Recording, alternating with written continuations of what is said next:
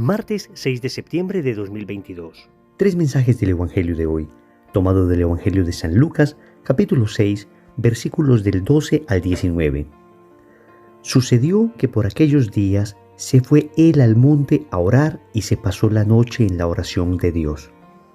Cuando se hizo de día, llamó a sus discípulos y eligió 12 de entre ellos, a los que llamó también apóstoles. A Simón, a quien llamó Pedro, y a su hermano Andrés, a Santiago y Juan, a Felipe y Bartolomé, a Mateo y Tomás, a Santiago de Alfeo y Simón, llamados Zelotes, a Judas de Santiago y a Judas Iscariote, que llegó a ser un traidor. Bajando con ellos, se detuvo en un paraje llano. Había una gran multitud de discípulos suyos y gran muchedumbre del pueblo de toda Judea, de Jerusalén y de la región costera de Tiro y Sidón, que habían venido para oírle y ser curados de sus enfermedades. Y los que eran molestados por espíritus inmundos quedaban curados. Toda la gente procuraba tocarle, porque salía de él una fuerza que sanaba a todos. Palabra del Señor. Gloria a ti, Señor Jesús. Querida familia, nos encontramos hoy con la vocación de los apóstoles. Hoy tenemos en el Evangelio el llamado que nuestro Señor hizo a 12 apóstoles que fueron pilares de la iglesia hasta hoy, aunque sabemos que uno de ellos terminó traicionando. Vamos a reflexionar tres mensajes de este Evangelio. Primero, eres un elegido de Dios. Segundo, eres Pedro o Judas. Tercero, el Señor es tu fuerza. Vamos con el primer punto. Eres un elegido de Dios. Notemos cómo empieza el Evangelio. Sucedió que por aquellos días se fue él, es decir, Jesús, al monte a orar y se pasó la noche en la oración de Dios. Cuando se hizo de día, llamó a sus discípulos y eligió 12 de ellos, a los que llamó también apóstoles. Miren qué cantidad de elementos que nos sirve para entender el llamado que Dios nos hace. Lo primero es que el llamado se da en un contexto de oración. Dios llama cuando hay oración en el monte. Recuerden que la palabra de Dios nos habla con claridad de todas las veces en que profetas, apóstoles, el mismo Señor está en el monte orando. El monte siempre representa la conexión con Dios, el elevarse del mundo para encontrarse con Dios. Entonces, los llamados que Dios nos hace se dan en el contexto de la oración. Ojalá de nuestra propia oración. En muchas ocasiones, cuando uno tiene una vida íntima de oración, escucha con mucha claridad el llamado de Dios. Pero también sucede que Dios, por la oración que personas que nos aman hacen por nosotros, también nos llama a nosotros. ¿Cuántas conversiones de nosotros son producto de oración de nuestra abuela, de nuestro abuelo, de nuestros familiares, de nuestros papás, de nuestros hermanos, de nuestros cónyuges? Ellos suben al monte y oran por nosotros y Dios nos llama. También el llamado sucede en el contexto de un paso de la noche al día. El Señor estuvo orando en la noche y fue de día en que lo llamó. Y es que para muchos de nosotros el llamado significó un pasar de la noche al día, de la oscuridad a la luz, de la mentira a la verdad, de la maldad al bien. Hay niveles de llamado, por supuesto. Cuando hablamos de un primer llamado, el llamado de una gran conversión, normalmente es un llamado que implica un enorme cambio moral, un enorme cambio de vida. Pero también Dios llama en ocasiones a personas que ya le vienen caminando, que ya le vienen siguiendo, que ya vienen con Él, y les llama a una vocación más perfecta. Pienso, por ejemplo, en cuántos misioneros del movimiento al que pertenezco, Lazos de Amor Mariano, cuántos de ellos, en medio del llamado que ya habían recibido a ser misioneros, encontraron un llamado más particular de Dios para la vida consagrada, para la vida religiosa o para la vida matrimonial. Recordemos que el llamado no es exclusivo para la vida consagrada.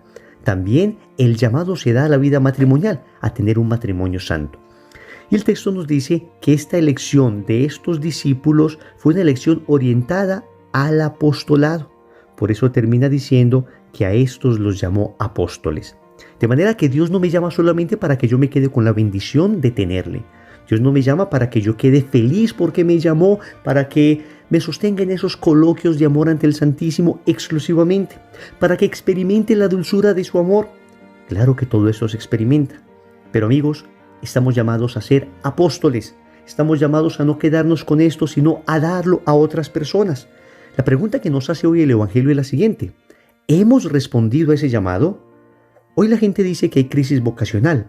En realidad, si fuéramos estrictos, no hay crisis vocacional, porque vocación viene de una palabra latina, vocare, que significa llamado. Entonces no hay crisis de llamado porque Dios sigue llamando. Lo que hay es crisis de respuesta porque nosotros no queremos responder a ese llamado de Dios. Entonces, ¿a qué te está llamando Dios en este momento? En primer lugar, a una conversión radical. Pero en el contexto de esa conversión que debe suceder todos los días y que es un camino que no termina, en el contexto de esa conversión, Dios nos sigue llamando a vocaciones más específicas. Debemos responder al Señor y debemos salir de nosotros. Debemos llevar esto que hemos recibido a otras personas. Segundo, ¿eres Pedro o Judas? Queridos amigos, hoy tenemos el nombre de los 12 apóstoles. Y parece que el nombre de los apóstoles empezara con un paréntesis y se cerrara con otro. El primero que aparece es Simón, llamado Pedro, y el último que aparece es Judas, el traidor. Es un detalle bien interesante porque tal vez nosotros nos identifiquemos con uno o con otro. Claro que quisiéramos identificarnos con Juan, el discípulo fiel, el que estuvo al pie de la cruz. Y maravilloso, si de repente tú has logrado esa fidelidad, agradécele a Dios que ha logrado mantenerte siempre en pie. Pero a decir verdad, nosotros debemos reconocer que en muchas ocasiones hemos sido Pedro y peor aún, en algunas hemos sido Judas. Pedro representa al apóstol débil, pero no malo. Al apóstol que ama, pero imperfectamente. Al apóstol impulsivo, al que le falta meditar.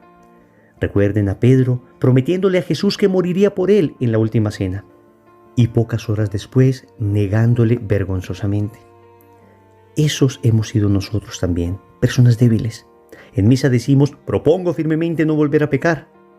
Y estamos saliendo de la Eucaristía y somos asaltados por un mal pensamiento que terminamos consintiendo. Somos asaltados por un ataque de ira que no logramos controlar. Una mentirilla aquí, una falta de caridad allá. Hemos sido como Pedro en muchas ocasiones. Pero lo más triste es que también hemos sido como Judas. Y es que en Judas ya no se encuentra solamente el apóstol débil, sino que se encuentra aquella persona que deliberadamente ha hecho el mal. Aquella persona que calculó el daño. Pedro negó espontáneamente. Pedro negó en medio del susto, de la cobardía. Judas, en cambio, calculó lo que iba a hacer. Judas tuvo suficiente tiempo para no hacerlo. Estaba engañado ciertamente. Algunos dicen que él esperaría de Jesús una manifestación gloriosa cuando iba a ser apresado. Nadie sabe exactamente qué pasaba por el corazón de Judas. Lo que sabemos es el hecho de que él traicionó y tuvo tiempo para arrepentirse. Es más, en la última cena, el Señor le habló a su corazón. El Señor le insistió. El Señor trató de convertirle nuevamente y no quiso hacerlo. Amigos, esos hemos sido también nosotros. En tantas ocasiones hemos traicionado al Señor.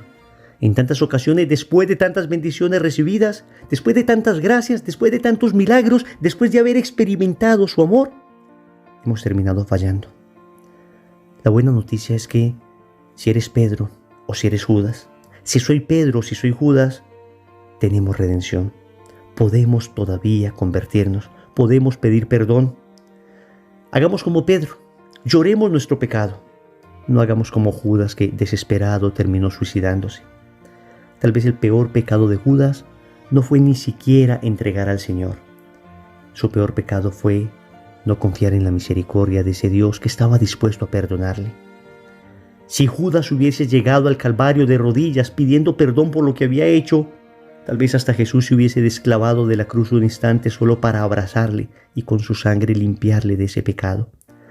Pero Judas llegó a creer que su pecado era más grande que la misericordia de Dios. ¿Eres Pedro o Judas? Sea lo que sea que hayamos sido, pidamos perdón. Supliquemos al Señor misericordia y empecemos un proceso de conversión. Tercero, el Señor es tu fuerza. El Evangelio termina diciendo que del Señor salía una fuerza que sanaba a todos. Amigos, necesitamos la fuerza de Dios. Óyeme bien, la fuerza viene de Él, no de ti ni de mí. Toda vez que nos hemos creído fuertes nosotros, hemos sido vergonzosamente humillados en nuestra debilidad. Pensemos en aquellos que se creyeron fuertes. Pensemos tal vez en Adán y Eva. Terminaron cayendo estrepitosamente. Pensemos en el rey David, que terminó cayendo en un pecado terrible de adulterio, de asesinato, de desconfianza de Dios. Pensemos en Sansón, por ejemplo, que confiado terminó contando el secreto de su fuerza a Dalila. Pensemos en Pedro, pensemos en Salomón, pensemos en tantos que se creyeron fuertes y cayeron. Amigos, Él es nuestra fortaleza. La fuerza reside en ti si Dios está en ti. Nuestra fuerza no proviene de nosotros. Ciertamente hay que hacer un esfuerzo. Ciertamente se debe cultivar la virtud. Ciertamente la persona que está habituada a hacer el bien, le será más fácil hacerlo. Eso es lo que se llama virtud. Es como una segunda naturaleza que ayuda. Cuando uno empieza a hacer el bien, pues cada día es más fácil hacerlo. Y sin embargo, aún así, debemos tener claro que nuestra fuerza proviene de Dios, porque aún personas tremendamente virtuosas han caído estrepitosamente. Oremos con el Salmo 18. Yo te amo, Señor, mi fuerza. El Señor es mi roca y mi fortaleza. Es mi libertador y es mi Dios. Es la roca que me da seguridad. Es mi escudo y me da la victoria. Hasta aquí el Salmo. Querido Señor, necesitamos de ti. Sabemos que nos has llamado. Sabemos que hemos sido elegidos por ti. Pero en ocasiones nos ha faltado fortaleza para responder. En ocasiones nos ha faltado generosidad para darte una respuesta acorde al llamado. Hoy te suplico esa gracia, esa fuerza que procede de ti para poderte responder con la generosidad que me pides. Reconozco también, Señor, que he sido infiel, que he sido débil como Pedro y en ocasiones malvado como Judas. Pero hoy me postro ante ti y te pido perdón. Hoy te digo, Señor, aquí estoy en medio de mi debilidad para suplicarte compasión. Hoy te pido que transforme mi corazón. Quiero ser como Juan, el discípulo fiel, el discípulo que permaneció firme incluso cuando todos huían. Quiero estar al lado de María, a tu lado en la cruz. Quiero que me veas allí, en medio de la soledad del Calvario. Quiero que sepas, Señor, que soy más débil, soy más frágil de lo que creo, pero que confío porque sé que tú eres más fuerte de lo que imagino. Necesito de tu fortaleza, necesito de tu gracia. Solo en ti puedo sostenerme. Señor, dame lo que me pides y pídeme lo que quieras. Amén. Recordemos entonces, primero, eres un elegido de Dios. Segundo, eres Pedro o Judas. Tercero, el Señor es tu fortaleza. Compromiso. En el rosario de hoy vamos a pedir la gracia de la perseverancia final. En el nombre del Padre, y del Hijo, y del Espíritu Santo. Amén.